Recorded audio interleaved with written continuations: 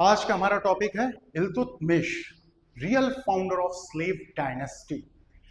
Real founder से क्या आशय?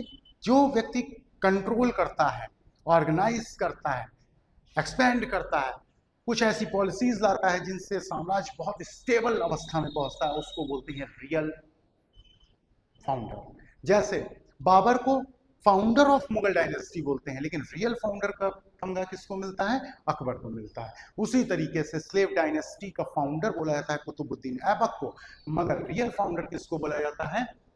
इल्तुतमिश को। आज हम जानेंगे कि इल्तुतमिश को रियल फाउंडर क्यों बोलते थे और बहुत महत्वपूर्ण उसके जो कुछ कदम थे उनको जानेंगे। एक बात आपसे और कहना चाहता हूँ कि आजकल हम सभी लोग एक ट्रेंड के में चल रहे हैं कि बस ज़्यादा से ज़्यादा 1 मिनट के अंदर हमको सारी इंफॉर्मेशन प्राप्त हो जाए। 1 मिनट में आईएएस बने, शायद चला देंगे थोड़े दिन में स्लोगन। लेकिन हमको जानना होगा कि 1 मिनट में 1 या 2 क्वेश्चन जाने जा सकते हैं। कॉन्सेप्ट को जानने में थोड़ा सा टाइम लगता है। एक बार अगर आप एक पूरे कॉन्सेप्ट को जान गए तो सारे के सारे क्वेश्चंस हल होते चले जाएंगे। तो थोड़ा सा धैर्य बनाना होगा, क्योंकि शिक्षा 1 मिनट में आने वाली चीज नहीं है। इसके लिए आपको थोड़ा सा पेशेंस बनाए रखना होगा। थोड़ी देर रुकिए, जुड़िए, जिससे मालूम चलेगा कि पूरा कॉन्सेप्ट किस तरीके से होता है। एक बार कॉन्सेप्ट क्लियर, सारे के सारे क्वेश्चन क्लियर। आइए, ज्यादा टाइम नहीं बर्बाद करेंगे आपका, वैसे भी आपका समय बहुत कीमती है। चलिए शुरू करते हैं। इल्तुतमिश क्यों रियल फाउंडर कहा जा रहा है, देखते हैं। इल्तुतमिश ने अपने साम्राज्य को सुरक्षित किया, सिक्योर किया। क्वेश्चन आता है किससे सिक्योर किया? तो जब हमने देखा था कि मोहम्मद गौरी गया था तो उसके 4 दास थे, जिनमें से 2 और दास एल्दौज गजनी वाला एरिया देख रहा था और कुबाचा सिंध वाला एरिया। अगर मोटा सा देखें ये, तो ऊपर से किसका? एल्दौज के आक्रमण का डर, और नीचे सिंध वाले एरिया से किसका डर? कुबाचा के आने का डर। इन दोनों से अपने साम्राज्य को बचाया, यानी कि दिल्ली वाले एरिया को इन दोनों से सिक्योर किया। इसके बाद सबसे महत्वपूर्ण इसने जो एक कदम उठाया, माना जाता है कि इसकी वजह से भारत सही सलामत स्थिति में पाया जाता है, क्योंकि मंगोल के इन्वेजन, आपने नाम सुना होगा चंगेज खान, गेंगिस खान बताते हैं जिस तरफ घोड़े दौड़ जाते थे उस तरफ कब्रगाह बन जाता था, पूरा का पूरा कब्रिस्तान में तब्दील हो जाया करता था। ऐसा आप देखेंगे, हिस्ट्री में पढ़ेंगे। गेंगिस खान का महत्वपूर्ण कदम माना जाता है इसका। हुआ क्या था? शाह ऑफ ख्वारिज्म थे, उनके लड़के का नाम था जलालुद्दीन मांग बर्नी।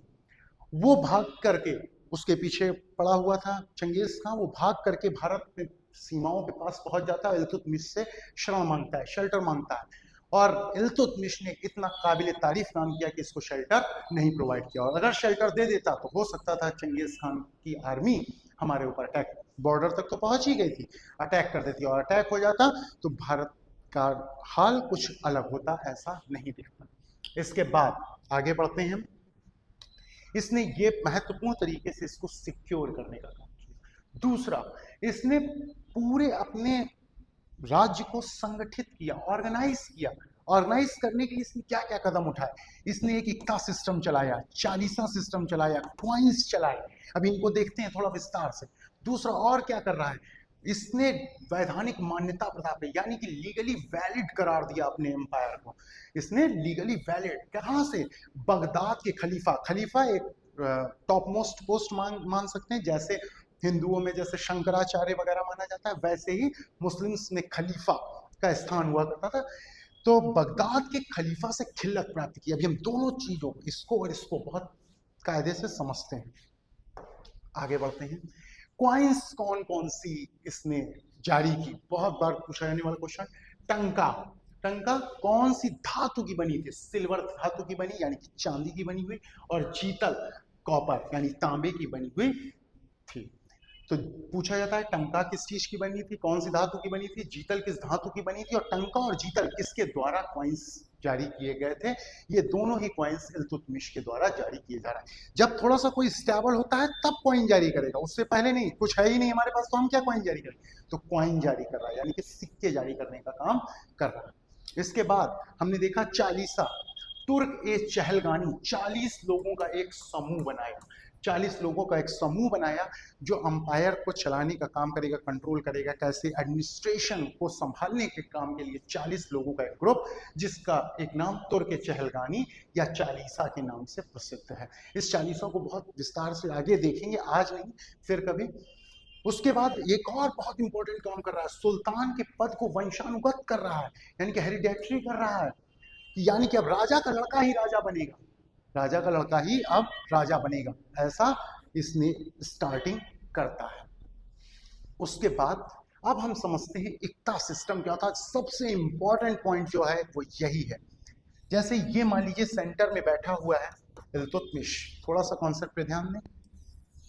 उसके पूरा ये राज्य, उसने राज्य को अपने कुछ पार्ट्स में बांट दिया। जैसे मान लेते हैं कि 1 2 3 4 5 पार्ट्स में बांट दिया, 7 में बांट दिया, और हर जगह पे एक व्यक्ति को डिप्यूट कर देता था, हर जगह पे एक व्यक्ति को डिप्यूट कर दिया।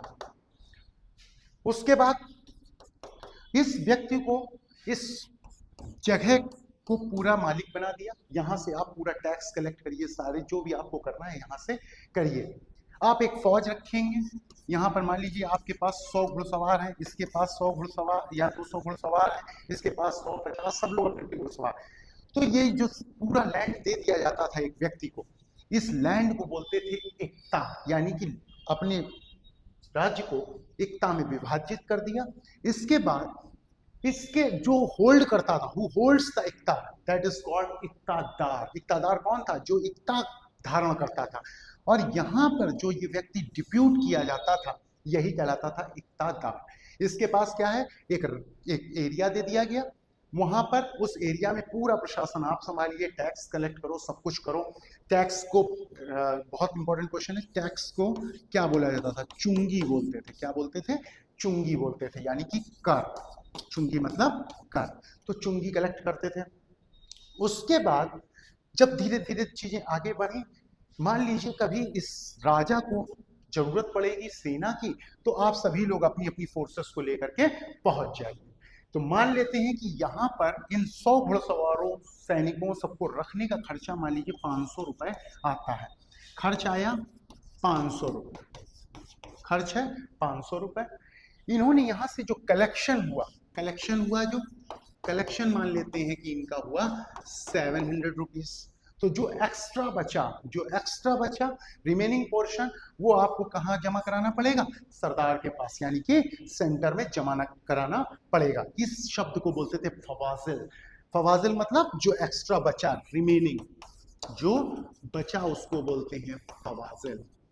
तो एक लाइन में समझते हैं, अपने अंपायर को कुछ पार्ट्स में बांटा, उन पार्ट्स को बोला गया इक्ता, और जो इक्ता को धारण करता था, जो इक्ता का मालिक होता था, उसको बोला गया इक्तादार। उसको बोला गया इक्तादार। यही इक्ता आगे चल करके प्रांत में बदला। मुगल टाइम पीरियड में इसी को सूबा कहा गया। इसको भी प्रशासनिक इकाइयों को हम और भी आगे कायदे से देखेंगे, अभी हम बिगिनिंग पे हैं अपनी। तो धीरे धीरे समझते हैं। इक्ता से प्रांत बना, प्रांत से सूबा बना। तो इक्ता सिस्टम लागू करने वाला व्यक्ति कौन था? इल्तुतमिश। सीधा क्वेश्चन पूछा जाता है, इल्तुतमिश ने इक्ता प्रणाली को स्टार्ट किया। इसके बाद बगदाद के खलीफा से खिल्लत की बात हुई।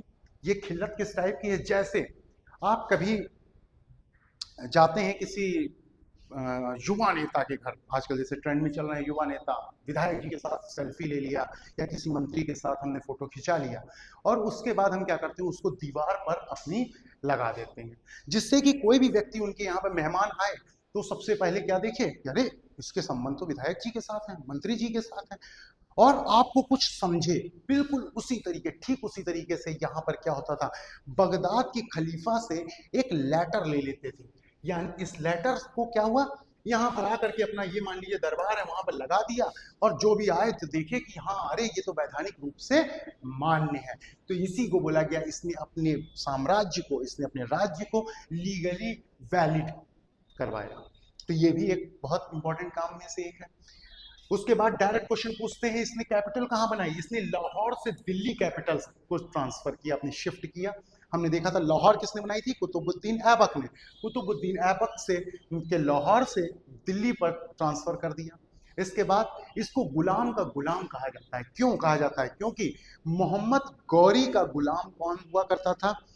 आपका कुतुबुद्दीन ऐबक। कुतुबुद्दीन ऐबक का गुलाम कौन हुआ करता था? ये आपका इल्तुतमिश। ये 1205-1206 में गौरी, मोहम्मद गौरी के द्वारा इसको मुक्त कर दिया था। जब 1206 में, उसके बाद गौरी की डेथ हो गई थी, फिर कुतुबुद्दीन ऐबक गद्दी पर बैठा। इसके बाद ये क्या था? ऐबक का दामाद भी था। ऐबक का दामाद के रूप में भी हम इसको जानते हैं। इसका एक और महत्वपूर्ण कार्य कि नींव, कुतुब मीनार की नींव कुतुबुद्दीन ऐबक ने रखी थी, लेकिन इसको कंप्लीट कराने का काम किसने किया था? इल्तुतमिश ने किया था। तो आशा है कि आपको कॉन्सेप्ट्स क्लियर हुए होंगे। और अगर फिर भी आपको अगर कॉन्सेप्ट्स नहीं क्लियर हैं, आपको लग रहा है कि शॉर्ट्स ही चाहिए हमको, तो प्लीज हमको कमेंट में जरूर बताएं, क्योंकि शॉर्ट्स बनाना कहीं आसान होता है कॉन्सेप्ट को समझाने से। और आप अगर कहेंगे तो कॉन्सेप्ट्स के साथ नहीं, हम शॉर्ट्स के साथ आगे बढ़ना स्टार्ट करेंगे। प्लीज बताएं जरूर, अपनी राय जरूर दें, और अगर अच्छा लगा हो तो लाइक करें, कमेंट करें। धन्यवाद।